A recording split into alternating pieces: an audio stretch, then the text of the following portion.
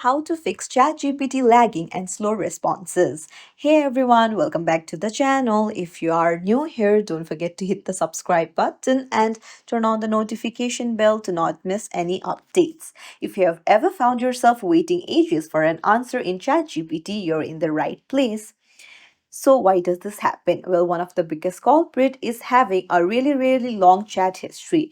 Think of it like this. The more information ChatGPT has to shift through from your past conversation, the longer it takes to process your new request. So when you open up your ChatGPT, make sure that you summarize your conversation. So always remember the prompt summarize. So if you give long details at the end, put in summarize. And you can also write something like this chat is getting too long and slow. Can you summarize everything in this chat so I can paste it in a new chat? So uh, ChatGPT will say yes and go ahead and summarize the long chat. The next step is go to the two lines in the top left.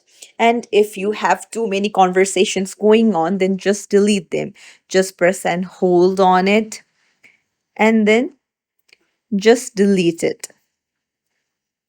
So like this, delete your chat so that it will free up space and give more space to ChatGPT.